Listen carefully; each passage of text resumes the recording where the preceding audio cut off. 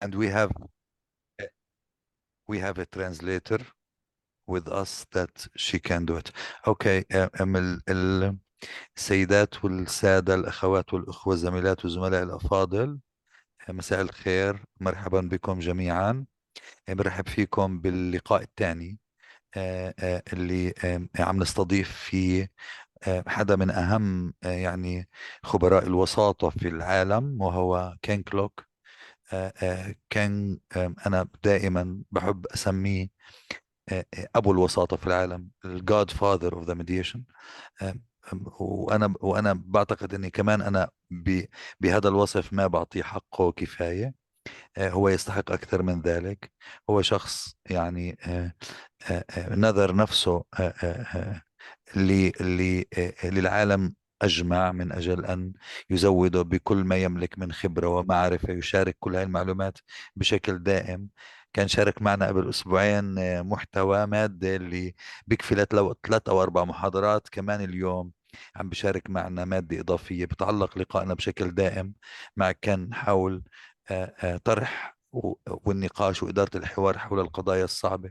وإحنا عادة كمان تحديدا مش بس بفلسطين، كمان بالوطن العربي، بكل الدول العربية عندنا مشكلة بالتعامل مع القضايا الصعبة، مع الحوارات في المسائل الصعبة. ودائما بنواجه مشكلة إنه بصير في قطيعة بيننا.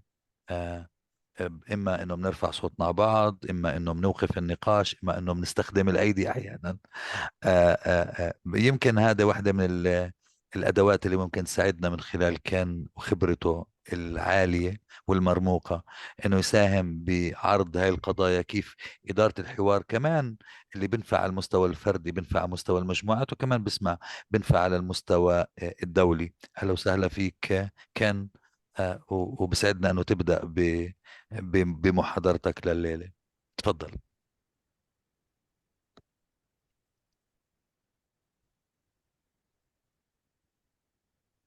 Thank you very much, Mohammed. I appreciate very much your inviting me to speak to this group. And I appreciate all of you taking time out of a very busy schedule to listen to this.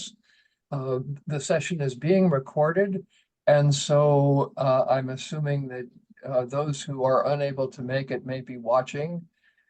I would like to indicate that there are 2 sets of materials in the chat box. And I've sent those to everyone. First are the dialogue materials that we started with last time. There are many slides.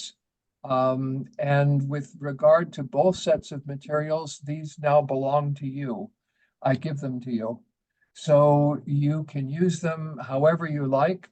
They are based on my experience coming from the United States.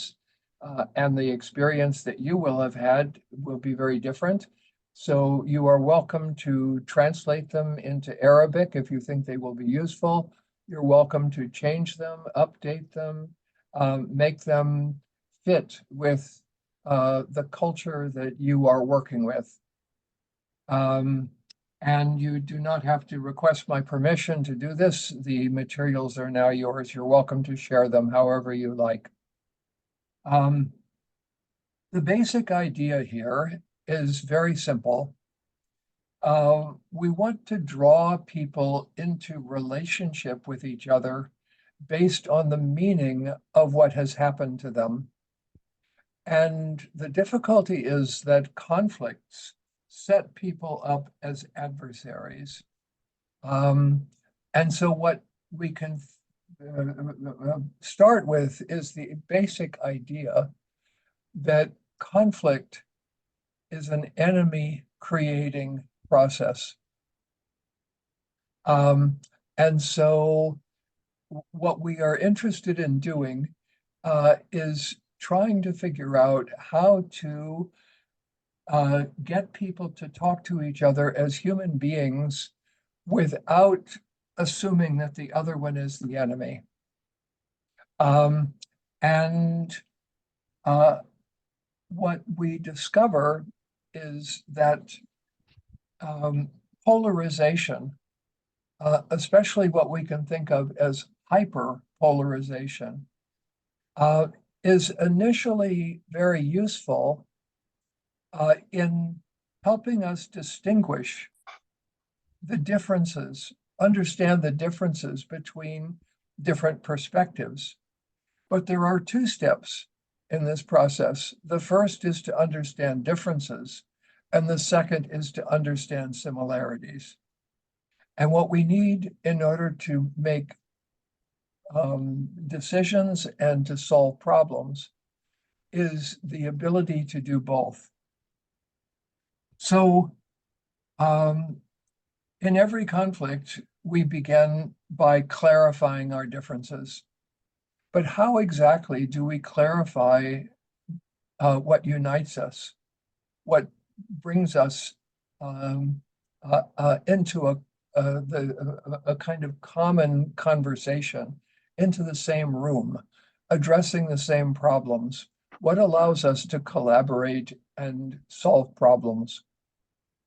And the answer, I think, is dialogue. So I covered a lot about dialogue last time, and I won't repeat that. You have those materials available to you, and you have the recording.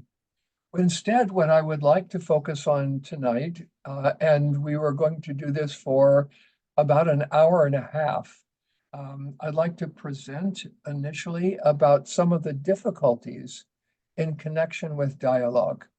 What are some of the problem areas? How exactly do we talk about what I think of as hot topics, as topics that divide us?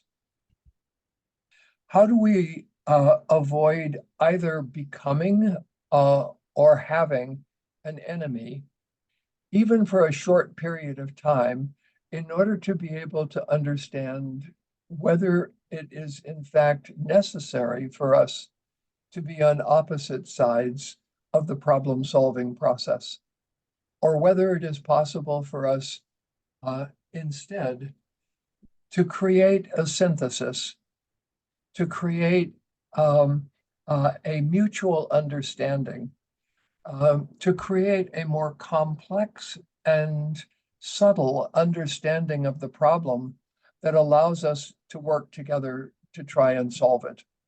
That really is the question that we are asked in every dialogue. So let's start with the question of how do we talk about hot topics? And I believe that the first answer is by creating an atmosphere, an attitude, and a context of unconditional respect for each other, regardless of our opinions and our positions on the issues. If we can respect each other as human beings,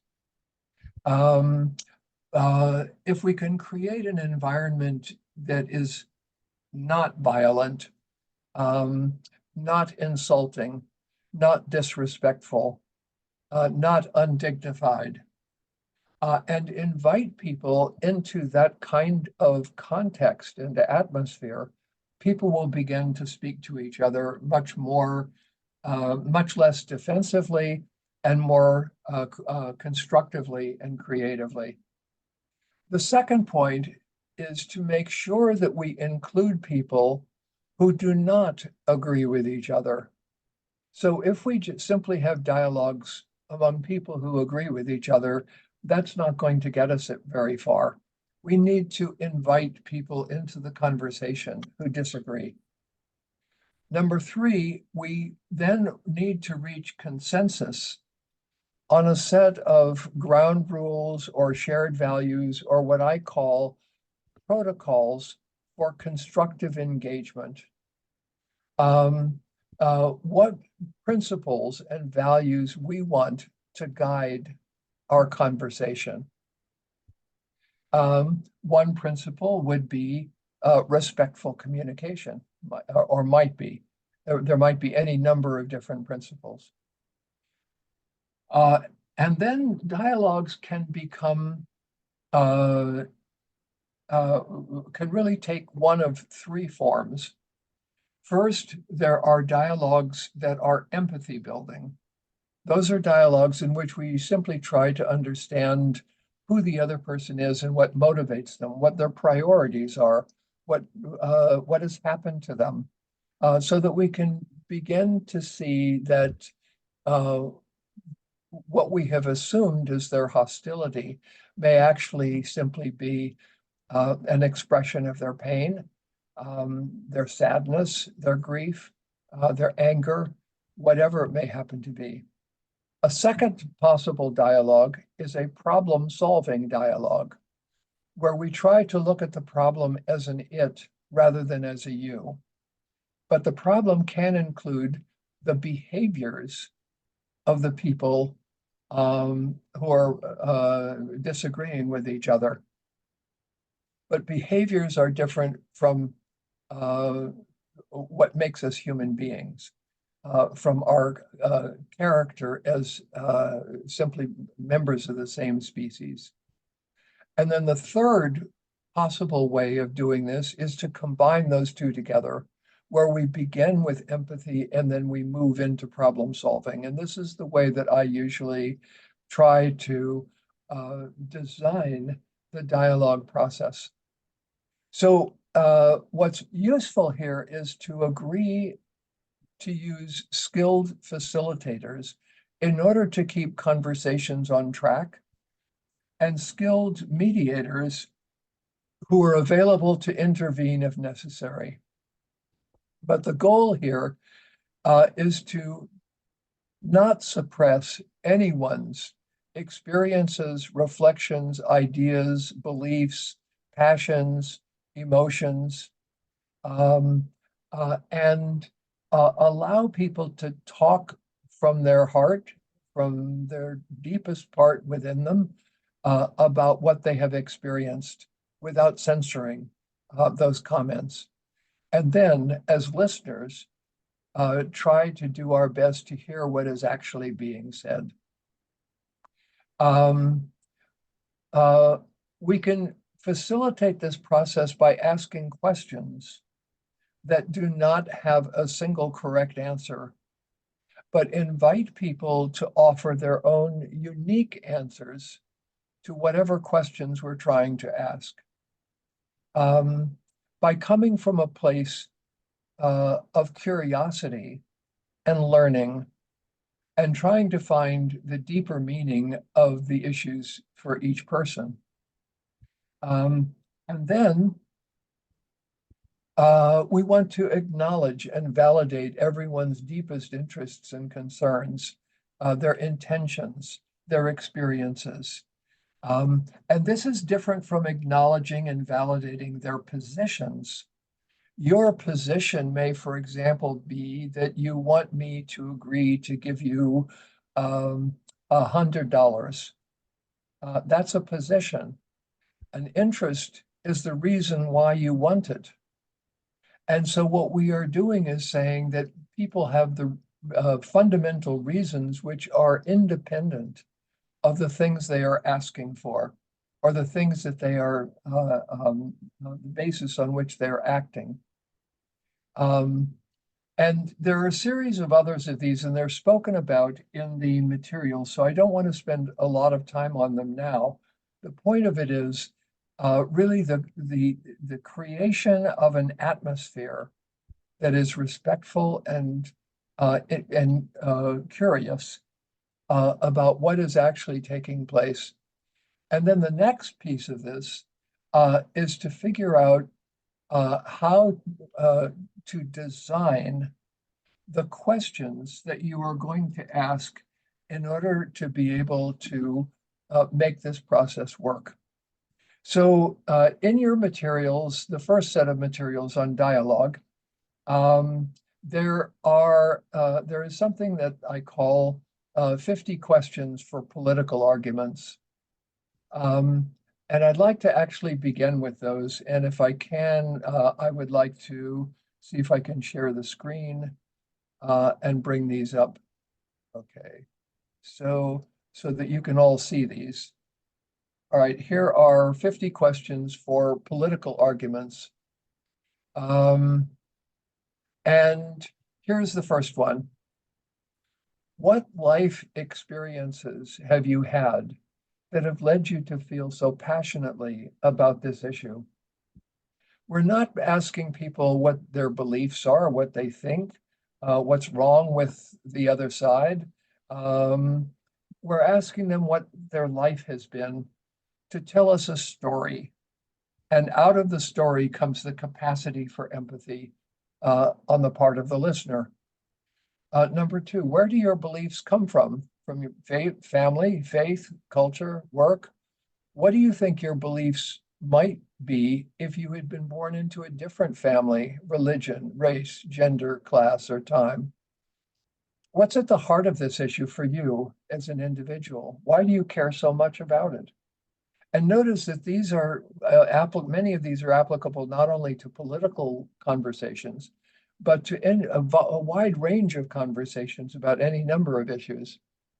Why do you care so much about this issue is a question you can ask your spouse, your children, your coworkers. Do you see any gray areas in the issue we're talking about, or the ideas, or any ideas you find it difficult to define? Do you have any mixed feelings, any part of this issue that you're not 100% certain of, or would be willing to discuss or talk about? What questions or points of curiosity do you have for people who have different views? What would you like to ask them? What are some of the key words or phrases that divide us? Some of the key words or phrases that unite us? Some of the hot button political words or phrases for you? And these can vary, but there are quite a number of them. How would you define them? What do they mean to you? What experiences have you had with them? What emotions do you experience or get triggered by with each of those sets of words? Do you think other definitions or meanings or experiences or emotions are possible? What do you think our conversation would be like if we decided not to use the words that divide us or trigger us emotionally? And are you willing to try that right now? Many years ago, I was invited to design a dialogue in Puerto Rico, an island off the coast of the United States. And there were two large political groups in Puerto Rico, those that were in favor of independence from the United States and those that were in favor of statehood or becoming a state. And as soon as you mentioned the word independence or statehood, all conversation stopped because everyone knew exactly what everyone else thought, and there was no curiosity and no possibility for discussion or dialogue. And so the very first rule that we created for the discussion, the dialogue that we had, was you can say anything that you want, but you cannot use the words statehood or independence for this conversation. Say anything else you want, but don't use those words. And they didn't even know how to begin. So we can see how those words become trigger words. And if we can find some other way of saying it, that's really important. Do we have any concerns or ideas in common? Any values or ethical beliefs? Are there any riddles, paradoxes, contradictions, or enigmas? And again, I'm not going to go through these, but you can see kind of where these lead us. And some of these are for political candidates. They come out of that experience. What would you like to, instead of focusing on the past, what would you like to see happen in the future? And people begin to think differently when they imagine the future. What criteria could you use to decide which ideas or approaches work best? What processes or ground rules could help us disagree more constructively? So the point of this is not to say there is let's see. I think I moved backwards. Yes. The point of this is not to create a kind of false agreement between people. There are real, serious, major disagreements. The problem is, how do we get from those disagreements into a place where we can talk about them and engage in problem solving as opposed to the use of violence and simply murdering each other. And I should tell you that, of course, as you all know, as you know quite well, this does not always work. And that's our purpose today, is to figure out how do we get around the difficulties that arise in the course of talking about things that are important to people.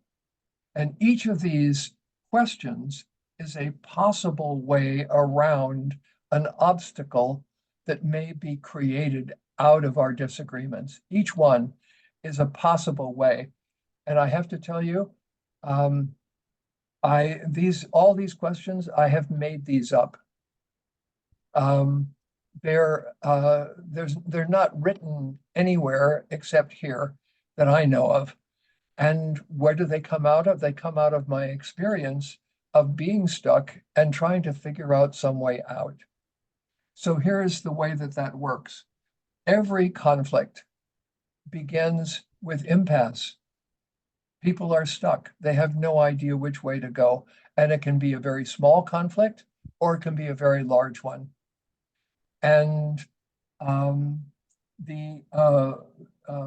written a book recently, which I mentioned last time. It's called The Magic in Mediation.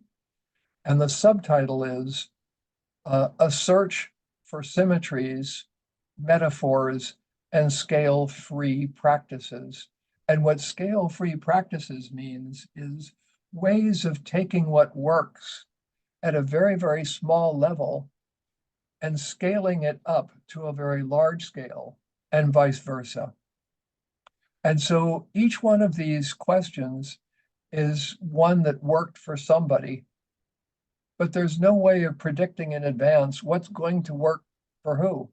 And the very question that doesn't work at 10 a.m. may work beautifully at 10:30. And there's no way of knowing that in advance. So every single dialogue, every single mediation is a conversation in which we do not know what is going to happen until it begins to move in a particular direction. And each of these questions is designed with the idea of trying to encourage the conversation to move in a constructive and respectful direction. And again, it doesn't always work. Is there any aspect of this issue that either of us has left out? Any other alternatives to what we are both saying? Any information that would be useful that you would like to have in order to address some of the questions we've talked about? What could we do to improve our process for disagreeing with each other in the future? Again, we're not assuming that we're going to agree. In fact, we want the disagreement, because out of the disagreement comes the possibility of understanding a better way of solving the problem. And then an evaluation process. What is one thing I could do that would make this conversation work better for you? And I recommend this question particularly for any conversation in which you are stuck, in which the other person is upset with you over something that you have said or done. What is one thing I could do that would make this relationship work better for you, or this conversation work better for you?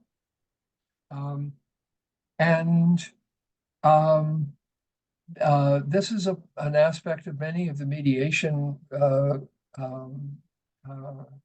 sessions that I facilitate or try to mediate. Looking for ways, oops, sorry. I don't know how I got it there. I clicked on a button. There we go.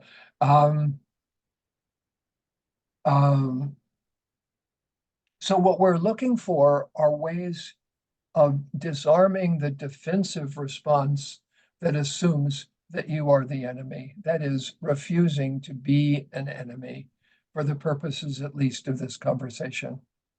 And then, in addition to these, I've written another 50 which are come up later. Let's see. I guess no, those are ones which I didn't include in these materials.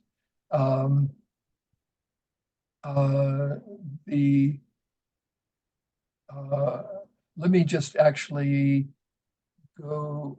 This is about yeah. Here we go.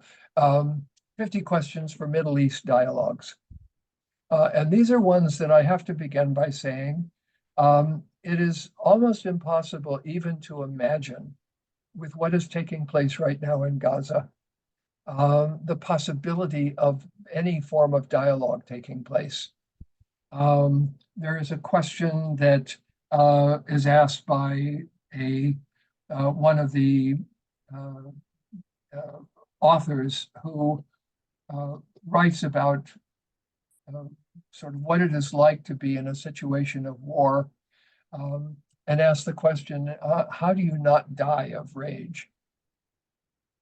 How do you not just slip automatically into violence? And I think that it's important to acknowledge the depth of the pain and the loss and the grief, and the suffering, really, that makes it difficult for people to speak with each other. So I always try to begin by acknowledging and recognizing those who've died and suffered and are continuing to die and suffer on both sides. And even take a minute to mourn those losses in the hopes of preventing new ones. So here's a kind of a favorite way that I have of beginning, because people do come often from a place of values. So what words would you use to describe the most important values held by people in your culture? And who taught them to you? Why are they important to you? How might we use those values to guide our conversation today? What do you see as the main differences between dialogue and debate, and which would you prefer to engage in, and why? And again, what are the ground rules that would help us guide the conversation? What are you risking by being willing to be here today? I think that's an important question. And then what makes it worthwhile for you to take that risk? What do you hope will happen today? What do you hope to learn or gain? What is one thing you're prepared to commit to in this conversation to help make that happen? I have mediated hundreds and hundreds of family mediations, divisions but within families, between people who are opposed to one another, people who haven't spoken to each other for decades. And here are 4 questions I often use to begin those conversations. Question 1, what words would you use to describe the kind of family you most want to have? And now this is a question that focuses people on the future, and it asks them a question that is heart-based. What kind of family would you most like to have? And what are the words that you would use to describe that? So one person says, I want a family that is caring. Well, now as a mediator, I know this is someone who feels uncared for. I want a family that's respectful. This is someone who feels disrespected. I want a family that is loving. This is someone who feels unloved. So now I take those words and I've written them down, and I ask this question, the second question: does anyone disagree with any of these words? Who would possibly disagree? Everybody wants a family that is honest and loving and respectful. Nobody ever disagrees. And then I say, congratulations, you've reached consensus. Question 3, are each of you prepared right now in this conversation to begin trying to live up to those words that you've mentioned? Are you willing to do that in this conversation right now? And they all say yes. And question 4, do any of us have permission to stop the conversation if we begin moving away from those words? And again, they say yes. And now when the conversation begins, it begins in a completely different place. So those are questions about process. Here are questions about the relationship. And this starts with that list. What words would you use to describe your present relationship? Which of these words apply equally to both sides? What words would you like to be able to use? And here's one that I especially like. Do you feel that you have been stereotyped or misunderstood by the other side? And I can tell you that when I ask this question, almost regardless of where I am in the world or in whatever the setting is, everybody feels stereotyped and misunderstood. Do you think that, what do you think they believe about you that is either accurate or inaccurate? What is one thing you wish they understood or acknowledged about you? And how does it feel to be stereotyped or misunderstood in those ways? What does it do to your relationship? Is it possible that you have also stereotyped or misunderstood them? And how? And would you like to find out whether they think that you have been stereotyping them or not? And why don't you ask them right now? Are you willing to do your best to stop stereotyping and misunderstanding each other in this conversation? What can the other side do to support you in doing that? And what is one thing those people on the other side can do to improve your relationship? Are you willing to do what they suggest? And if not, what would you do instead? Here are some questions now about history. Again, about life experiences and how did it feel and what happened to you? What part of your history would you most like the other side to understand and acknowledge? Is it possible for there to be more than one accurate history or narrative about what happened? What truths can you accept or acknowledge about the other side's history or narrative? What do you think may be true about it? And here there's another question, which I haven't really mentioned here, but the question is, why do we describe our history in that way? And the answer, I think, is because we believe that we deserve something better than what we are getting. We are describing a trauma that has happened to us, and we would like the other side to stop traumatizing us, to recognize that our trauma is the same as their trauma, meaning everybody experiences trauma as painful, as disruptive. What is the history of your side in the conflict? Why does it matter to you? What does it signify or mean, etc.? So again, I'm not going to go through all of these, but I'd like to suggest that they have a great deal of power in them. And the power comes from trying to figure out what is blocking the conversation. And here's another set of questions about the war. How much time, money, and other resources do you estimate your side has put so far into defeating the other side? And how much has your side put so far into mediating, problem solving, consensus building, negotiating, diplomacy, or peacemaking? And I can tell you that there's no comparison between these figures. No matter which side you are on, way, way more is spent on military force than on peacemaking. And so why do you think so little has been done to support mediating? What's been lost so far on your side as a consequence of the fighting? And what has been gained? And has it been worth it? Etc. And then we move into questions about assumptions about victory and loss, and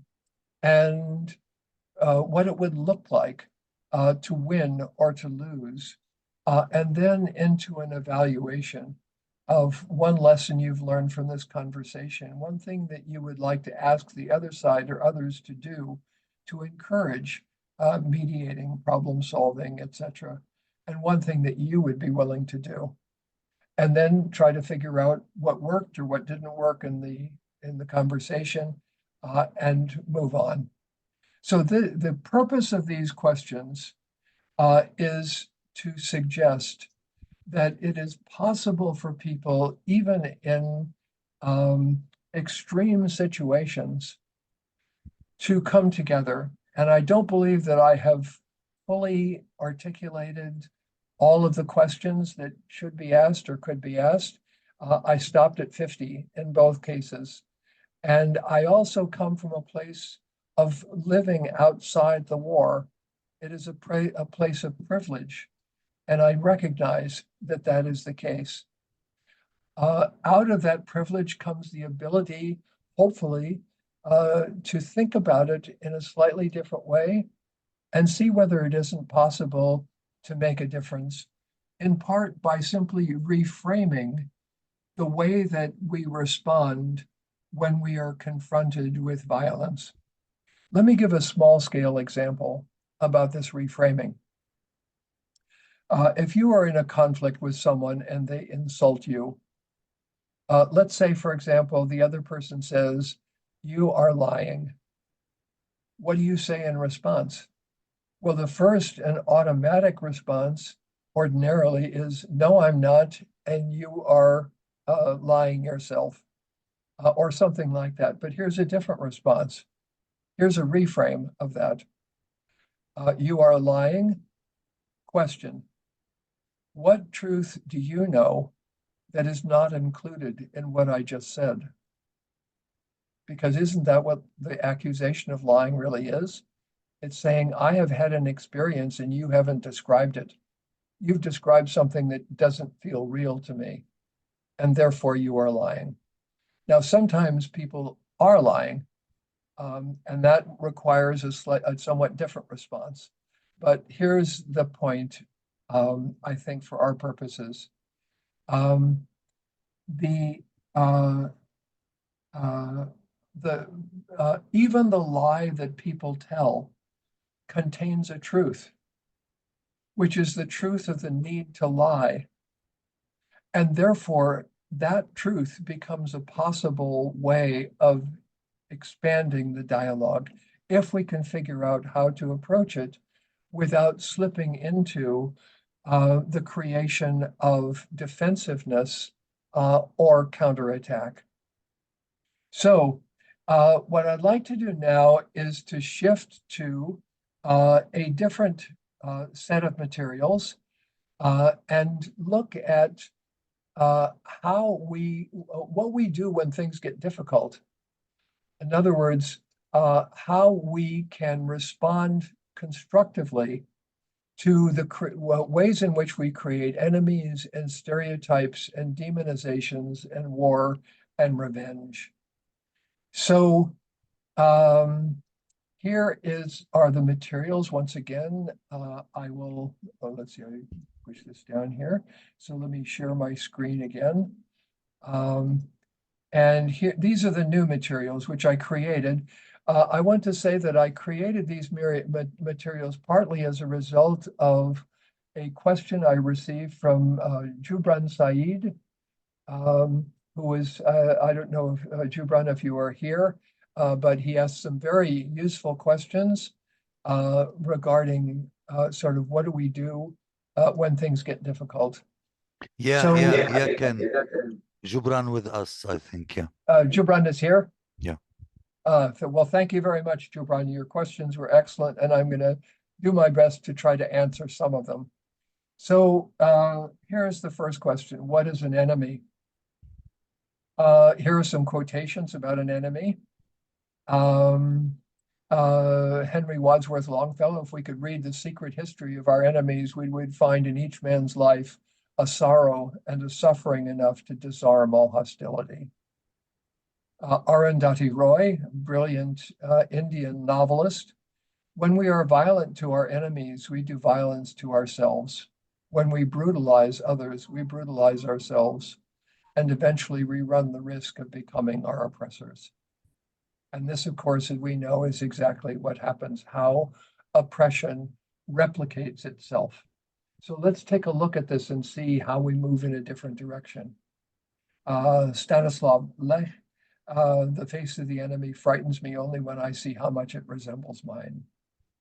So here's the initial difficulty. Let's say we take two enemies like love and hate. They're opposites and they are enemies to each other, yet hate requires an enemy and arises only when there is enmity or hatred and someone or something to hate, whereas love requires an absence of enmity and hatred. Therefore, every time we create an enemy, hatred wins and love is defeated. Even the hatred of hatred permits hatred to survive, and then that hatred can assume the mantle of justice and search for fresh targets. Dr. Martin Luther King said, "Darkness cannot drive out darkness, only light can do that. Hate cannot drive out hate, only love can do that." And I believe that is correct. So now let's take a look at um, how exactly we create an enemy. Well, actually, I'm going to skip over. Let's go here. So what exactly is an enemy? And here I'm just trying to imagine what has happened to me when I have had an enemy. How do we create it? And the purpose here is to divide it up into pieces, each piece of which we may then be able to do something about. It's someone whose sight, smell, sound of voice, even their name creates a feeling of anger, fear, grief, shame, guilt, jealousy, or hatred inside of us. And so we experience a set of emotions around that person who it then becomes difficult to look at in any other way because our emotions have colored the way that we see them. Someone to whom we no longer extend empathy or compassion. That is, someone whose humanity has been cut off for us. Someone for whom dignity and respect are conditional and easily withheld. Someone for whom it is possible to rationalize or justify acts of meanness and cruelty. Someone in whose presence we become inauthentic, off balance, stressed, or different from who we are naturally. Someone for whom we already know the answers without having to ask questions, open-ended questions especially. Someone we feel unprepared to forgive or to reconcile or to trust. Someone with whom we are unwilling to engage in dialogue. Someone it is therefore easy to dehumanize, stereotype, demonize, marginalize, prejudge, and discriminate against. There was a Argentinian journalist who was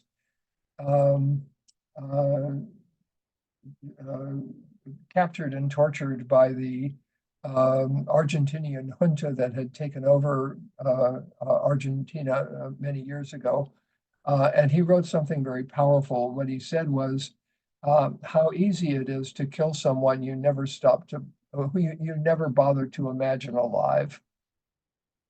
And so the creation of the other as human is one of the steps that we take in order to be able to prevent violence that flows from these types of demonizations.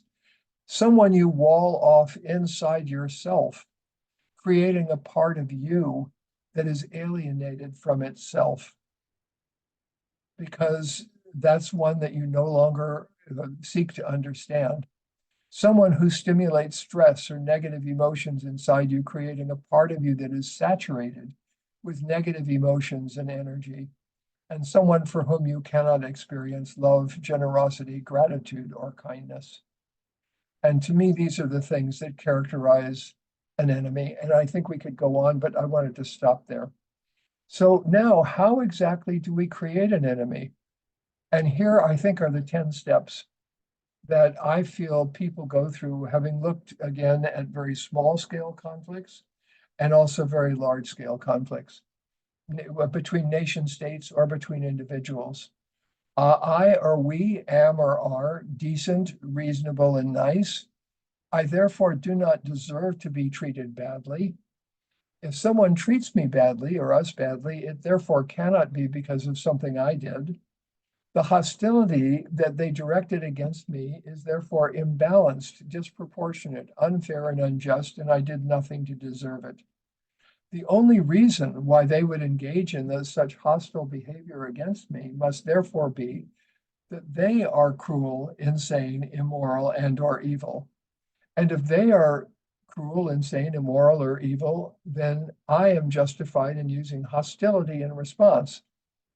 And if they are cruel, insane, immoral, or evil, there would be no point in trying to communicate, negotiate, or mediate with them. There's no point in it. Indeed, to do so would be to condone their cruelty, insanity, immorality, and evil, and give it permission to continue. So I am therefore not responsible for reaching out to them, negotiating, mediating, or trying to end the conflict. And since they continue to ignore my needs, wishes, and interests and spurn my decency, reasonableness, and niceness, I am justified in acting unilaterally and using war and violence to get what I want or need. I think these are essentially the steps. And now the point is, we can take these steps and separate them and do something with regard to each one of them. But we're not done yet, because there's another piece of this, which is how it is that systems create enemies. And I'm thinking now particularly about political systems, nation states, about political parties, about factions. And we have this process taking place in the United States right now as we are in an election year that has enormous consequences for us as US citizens and for the world, for the planet as a whole, and certainly for you, those of you especially who are in the Middle East, those of you who are concerned with what is happening in Gaza. We need to think about how it is that systems create enemies. And here are some of the ways, and I'm not going to go through these. Marginalization, making the ideas, people, perspectives, or insights that could threaten the current system appear unimportant, irrelevant, irrational, or impossible to achieve. And here we have a good example with a two-state solution. Negative framing, using language that frames new ideas and critics negatively so that nothing that threatens the system can be thought or communicated successfully. Exaggerating one part of an idea to discredit the other parts and the whole. Personalization, reducing ideas to individual people and then either discrediting or lionizing them. Sentimentalization, seduction, alignment. We have several of these. And repeated falsehoods, double binds, selective repression, stereotypes, which we're going to go into, false polarizations, etc. And finally, chronic conflicts that, because they exist and seem to be unable to be solved, they keep people distracted, unable to function effectively, and they justify dictatorial interventions. Because clearly we want the conflicts to go away and we need to do something to prevent them from happening again. So, how to stereotype, hate, and demonize. This is a poem I'd like to just read to you from Wisława Szymborska, the Polish poet who won the Nobel Prize for Literature. See how efficient it still is, how it keeps itself in shape, our century's hatred. How easily it vaults the tallest obstacles, how rapidly it pounces, tracks us down. It's not like other feelings, at once both older and younger. It gives birth itself to the reasons that give it life. When it sleeps, it's never eternal rest, and sleeplessness won't sap its strength. It feeds it. One religion or another, whatever gets it ready, in position, one fatherland or another, whatever helps it get a running start. Justice also works well at the outset until hate gets its own momentum going. This is one part of the poem, but I think it's really brilliant. So now, how do we stereotype? What are the steps? And I think we need to say that stereotyping is something that happens not only with race and gender and religion. It is alive and well in every conflict, even the tiniest ones. We stereotype our opponents. We pick a characteristic, blow it completely out of proportion, collapse the person into the characteristic, We then ignore individual differences and variations. We ignore subtleties and complexities. We ignore our common humanity. We make it match our own worst fears, and we make it cruel. I think this is how we do it. And now notice what we can do to stop the stereotype. We add some other characteristics that aren't included. We don't blow them out of proportion. We separate the person from the characteristic and realize the person is superior to the characteristic. We magnify individual differences and variations, subtleties and complexities. So making the problem and the person more complex than the stereotype allows helps to defeat it. We emphasize our common humanity. We separate it from our worst fears, and we try to make it kind rather than cruel. And so the point of it is, even such a thing as stereotyping can be reversed in these ways. Now we're going to get into something more difficult. This is moral disengagement, where what we try to do is to disengage ourselves from some consequences that we would otherwise see as wrong, or behaviors that we rationalize in order to outweigh their negative consequences. And here, it gives examples of each. If I make enough money by doing this corrupt thing, I can help other people later. These are mechanisms by which we engage in moral disengagement. This is based on research by Albert Bandura.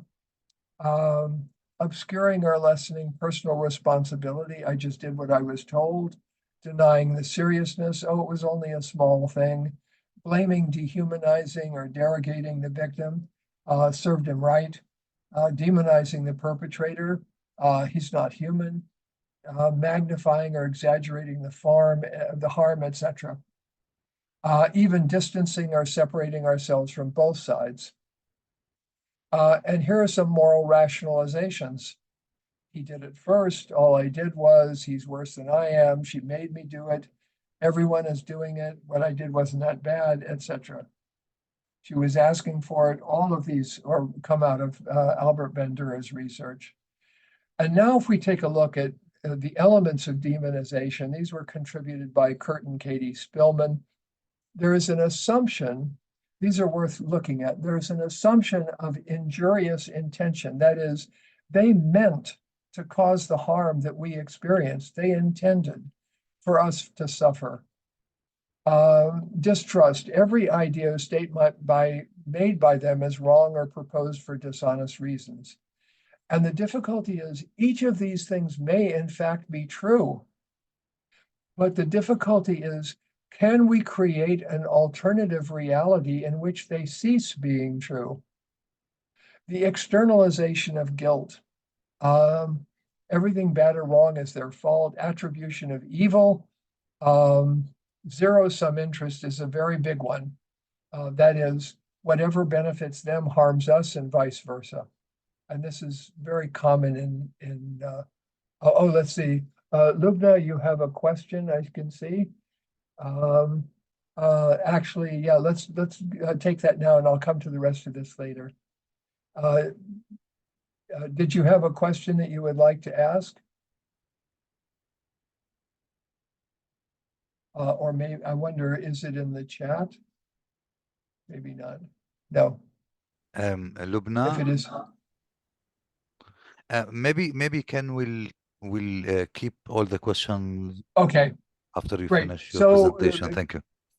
thank you. Okay, so now we can see there are a whole series of these that are part of demonization, each one of which is reversible. And here's what, well, actually, I'm going to skip over this. You can read this later. There's something I call the smallest piece of evil. And I think that the smallest piece of evil is the inability to find the other within the self. It's a separation that makes it possible for us to see the other person not as human. And now I'm going to skip ahead here and look at the issue of revenge, just in the few minutes that we have left here. And I'd like to read Ivan Klima, who's a Czech novelist. Who can establish a borderline between guilt and innocence when that borderline runs somewhere right down the middle of each and every person? What was justice? Justice was revenge wrapping itself in a cloak of high principle. And James Baldwin, brilliant US novelist. It is a terrible and inexorable law that one cannot deny the humanity of another without diminishing one's own. In the face of one's victim, one sees oneself. So now, oops, sorry. What is revenge? I'll just give you my definition. It's a willingness to hurt ourselves in order to hurt someone else. To me, that's what revenge is. A desire for release from suffering through catharsis. An effort to reverse humiliation by means of arrogant action. A search for equivalence, a level playing field, an equality of suffering. An attempt to reverse one's victimization by victimizing the perpetrator. A cry of pain in the ear of one who has not heard or cannot hear. An effort to use pain as an instrument of instruction and motivation. A determination to block the happiness of others as our happiness has been blocked.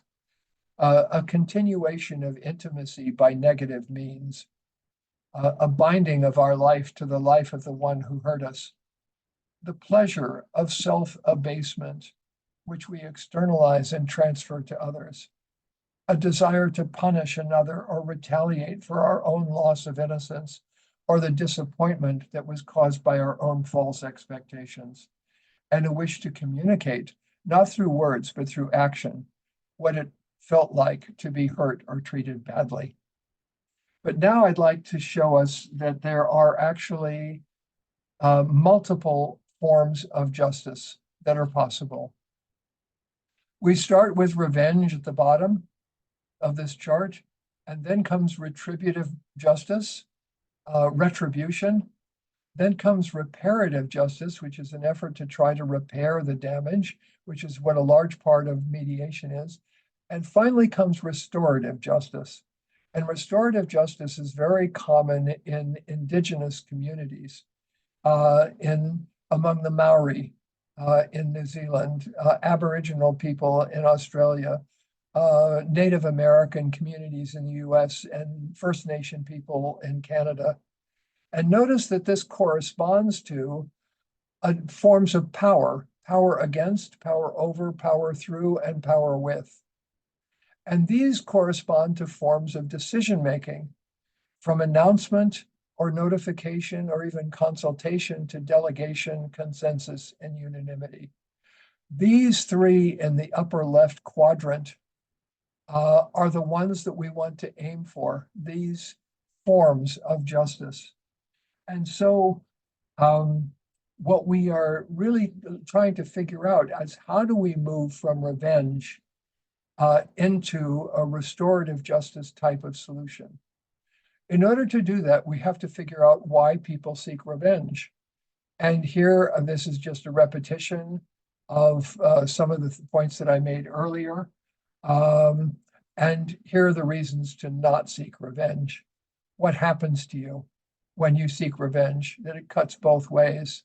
That it's humiliating and degrading, even if it's also satisfying. It's powerless, even when it's powerful. It encourages the victim to identify with the aggressor and with the act of aggression as justifiable. So what are the alternatives? Here I list three of them, but what I'd like to suggest is that we take a look at this, which is, a somewhat more expanded version of this. How is revenge achieved? One is by direct personal retaliation by the victim or the victim's family, leading to vendetta. That is an eye. You all know about the eye for an eye and tooth for a tooth. What that actually means is only one eye for one eye and only one tooth for one tooth. Don't keep it going. It has to stop someplace. And the difficulty is whoever is the last one to lose the eye or the tooth, they want the other one's eye or tooth in exchange. So that's a kind of linking of revenge to the crime through symmetry, the creation of an equality between the victim and the perpetrator. Divine punishment through karma or in the hereafter by God. Spiritual punishment in this life through blindness or guilt, like with the play of Oedipus by Sophocles. Punishment by the victim as authorized by the state, that is, criminal trials and official punishment. An exclusive right of punishment that is vested in and carried out by the state, where it's not the victim who does it, but the state that does it. Taking the high road and forgiving the one who did it. Mediating between victim and offender, which transforms the problem, the conflict into problem solving. And finally, restorative justice or truth and reconciliation processes, including sentencing circles which seek healing and reconciliation. So, Ken, yes. please, do you think that you need more than 3 minutes more or? Okay. So let me say one last, Thank you. something very quickly. This is based on the work by a Palestinian attorney. I don't know who the man is. His name is Jonathan Kutab. But yes, he's very familiar and he's from Jerusalem. Very good. Okay, so he wrote this as potential political pitfalls in mediation. And I think it's brilliant. A false assumption of symmetry that that the oppressor and the oppressed are equal. The powerful and the weak are the same and are equally aggrieved. These are really brilliant and need to be taken into account. And then the last piece is one that I've created and I've written an article about, 12 likely limits in mediation. Some of the difficulties, and these are based on a kind of idea from Gandhi, power without purpose. If there's a purpose to your power, we can try to satisfy the purpose and you won't want to use the power any longer. But if you try to use power for no purpose, that's much more difficult. And each of these is difficult.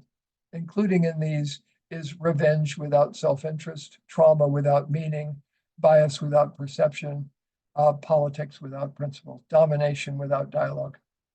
Last quote.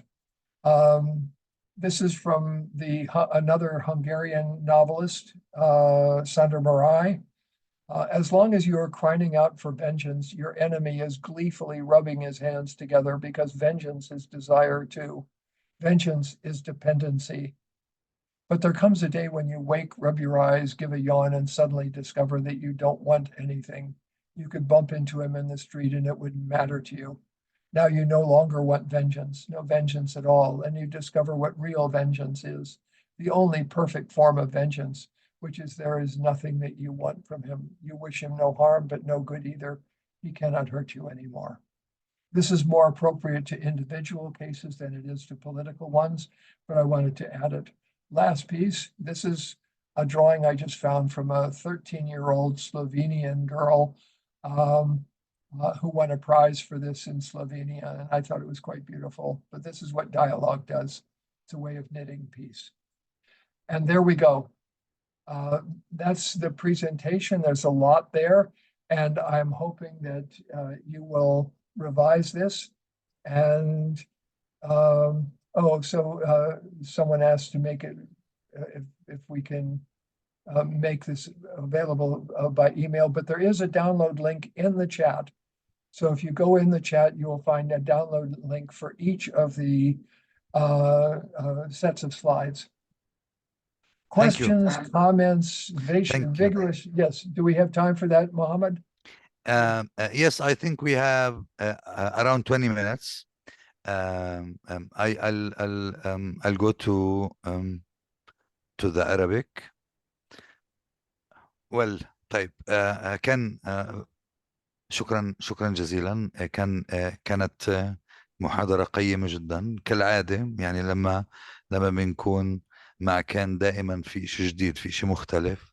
ودائما في إشي بيفتح الآفاق كمان للتفكير. اللي كان كتير مهم حسب رأيي، يعني موضوع الطريقة اللي كمان بنطرح فيها الأسئلة، خصوصا بالوضع اللي بنواجه حالات صعبة جدا للنقاش. وكان عم بيقدم إشي كتير صعب اليوم. الوضع بغزة، حالة الحرب، حالة الاحتقان بالمنطقة العربية.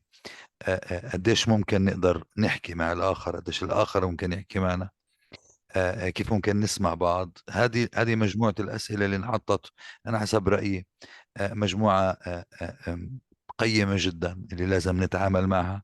كان زميلنا جبران الأسبوع الماضي باللقاء اللي قبل سأل كان مجموعة من الأسئلة اللي كمان مشكورا كان حضر برزنتيشن كاملة، حضر مادة عرض حول موضوع الكراهية، حول موضوع الانتقام. وكمان الأسئلة المطرح في مهارتين أساسيات للوسطاء لاستخدامهم، ركز عليهم. كان اليوم asking questions، طرح الأسئلة، وريفريمينج، إعادة الصياغة، وهي كمان أسئلة في غاية الأهمية. هذا التنوع كمان بعرضه بطرح الأسئلة كمان كتير مفيد. مفيد كمان أنه نتعامل مع القضايا الصعبة اللي مش عادة بتكون ولما بنكون دائما مع نزاعات بنكون بمواجهة قضايا صعبة. الأسئلة بصراحة وتطوير القدرة على التعامل معها مش شيء سهل.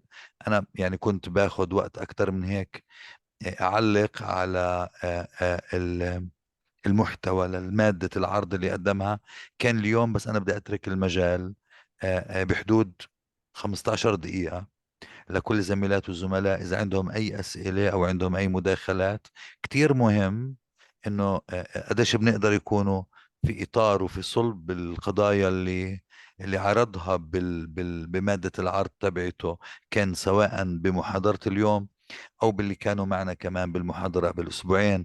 بترك لكم المجال، مين بحب يسأل كان دايركت مباشرة بيقدر يحكي معه. شكرا. راح أفحص كمان إذا في مجموعة في أي أسئلة كمان على الشات. لحد هلأ أنا ما شفت أسئلة على الشات، بس بترك لكم المجال إذا في حدا بحب يطرح أي أسئلة مباشرة. أستاذ عمر ماهر، بس مهم تعرفنا عن حالك، من وين، وتسأل السؤال اللي حضرتك يعني عندك رغبة بسؤاله. تفضل. Hello, my name is Omar. I'm a law student in Egypt, studying at Azhar University. My question is,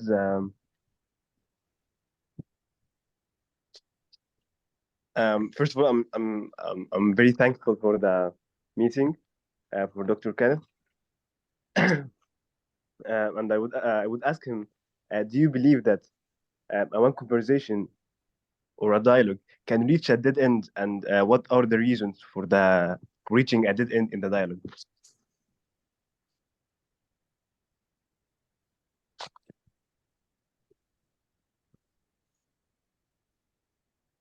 Can you hear me? Hello, كان Dr. Ken, can you hear me? Unfortunately, my phone rang and it interrupted, so I couldn't hear the whole question. Mohammed, could you repeat it? Yeah, the question were that do you believe that a one conversation or a dialogue can reach a dead end, that no one of the each parties can contribute in resolving this conversation or problem, and what are the reasons that a one conversation or dialogue can go for a dead end? Yes, let me describe it as an evolution that begins with people being very suspicious of the possibility of dialogue, not really fully committed to it, wondering what's going to happen, not trusting the other side, not really necessarily trusting the dialogue facilitator, not knowing whether they're going to be treated fairly, or whether this thing is going to blow up in your face. And the more difficult the issues that are being faced, the more difficult it is for people to agree. And so at the beginning of every dialogue is a period which we call convening. And the phase of convening is the phase of the facilitators convincing each side that they will be listened to by the facilitator, that the facilitator takes very seriously what they believe, what they want to say, and is going to assist them in making their points clear to the other side. And then slowly but surely, there is a beginning movement in the direction of being willing to participate. But still, people are not entirely clear what it is that they're going to be gaining from this process, even what necessarily their goals are, except perhaps to get something off their chest, to be able to say something that's bothering them. And then what happens is something that I describe in my latest book as the magic. Something magical happens. And I have seen this between Protestants and Catholics in Northern Ireland, in dialogues that I've conducted there, dialogues that I've conducted between Israelis and Palestinians, dialogues I've conducted between Ukrainians and Russians, where if you ask the questions correctly, and each time I do this, I have to redesign the questions from scratch. What begins to happen is that people begin gradually to start listening to each other and to feel more comfortable saying the things that are important to them. So I don't know if I've answered your question correctly, Omar, but if I haven't, please let me know. I'm afraid I missed some part of the question because I got interrupted by my phone here that went through my hearing device.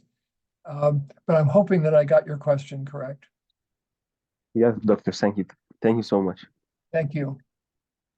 شكرا أستاذ عمر. وبننتقل دكتور جواد، سؤالك إذا تكرمت تفضل.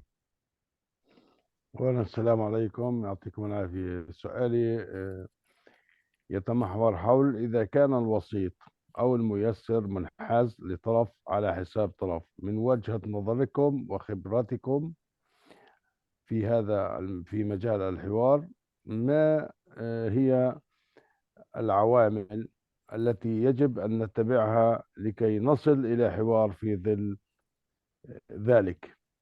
بالطبع معكم الدكتور جواد من فلسطين المحتلة، باحث ومختص في الشؤون الأمنية والسياسية والإسلام السياسي. بوركتم. شكرا دكتور. Yes, thank you very much. I create a distinction between neutrality and what I call omnipartiality.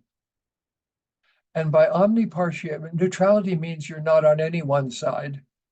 Omnipartiality means you're partial to everyone as human beings, but not necessarily to what they are saying or doing to each other.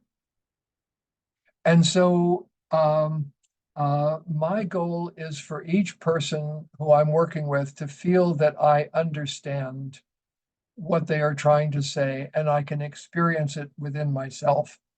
And if I can't do that, they're not going to trust me enough to be able to participate in this. So I think that let me say it in a slightly different way. I began doing dialogues as a mediator between family members who hadn't spoken to each other, or when they spoke, all they did was yell and scream and insult each other. And then I began doing it in the workplace between, let's say, management and employees who had very different understandings of what was needed. And then I gradually became clear that it was possible to do it in this other area as well. It's very difficult to, I would say, jump right in and say, okay, let's invite some Israelis to meet with some Palestinians and see what we can do. And yet there are a number of groups that are doing this right now. One of the groups that I have been working with is called Combatants for Peace. I don't know how you would say this in Arabic, but they're a group of former combatants for the Israeli Defense Force, Hamas, Fatah, Islamic Jihad, former soldiers who have taken up nonviolence and dialogue as an approach to trying to work together to stop the war and the occupation. This is not easy work. A second group is called Women Wage Peace, and it is specifically for Jewish and Muslim women to get together and talk to each other about the issues that they face. And they engage in dialogues with each other that are very powerful. So what I have discovered in the course of doing this is that everyone can engage in dialogues over problems that are unsolved, and that we need to be able to learn from what happens in conversations in families and in communities and apply those on a much larger scale to religious groups, ethnic groups, nation states, and see what we can do to at least reach agreements that we are not going to shoot at each other, that there's going to be a ceasefire. That's the lowest level of dialogue that I think we can reach, is how do we get to a ceasefire? And we aren't, on a political level internationally, we aren't even there yet. So I value your question. It's really an excellent question. And I think on some level, it is you who are going to have to create the answer. The reason I am doing this, and that I appreciate the invitation from Muhammad to speak to you, is because I deeply respect the position that you are in and the potential contribution that you can make to the end of this war and the elimination of possibly the next war. This will not be easy, but I think we begin the process now. Let me tell you how I come there. It was impossible. I've done several dialogues in Ireland, including in between Protestants and Catholics. And no one could have predicted what happened in Belfast several years ago, when finally a group of people, just like there are people now in Israel who are saying, we want this war to be over. There are people who stood up and said, this makes no sense, we're shooting each other. We have to stop this, and we have to sit down together and talk. There is a wall in Belfast that separates Catholic and Protestant neighborhoods. And there was a project that was created that I've contributed to, which is called Windows in the Wall. And those walls go right through people's backyards. So there's a Catholic family on one side and a Protestant family on the other. And the goal was to say, make a window in your wall and speak to your neighbor, introduce yourself, offer some food, offer some hospitality, and see whether it isn't going to be possible to have a conversation. And here are some ideas about how you might do that. And there's a group in Belfast called Tides that is doing that. All of this has taken enormous amounts of work. And the work that is in front of you, who I think will be essential for this process to move forward, is absolutely massive and may take generations. But I think we start now, and we start by building our skills and our ability to participate in these conversations without in ways that are constructive. I hope that helps you, Doctor. Please let me know if I haven't answered your question.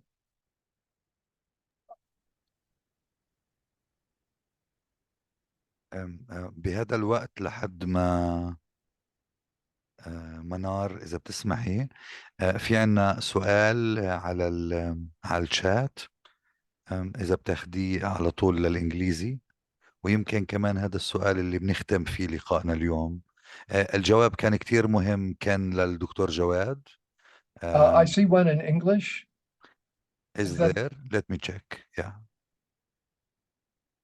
uh, uh,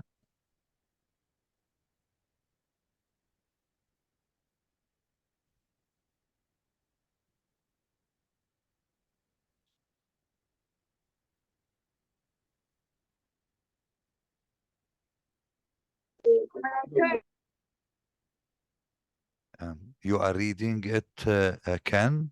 It's from Abdel Hamid.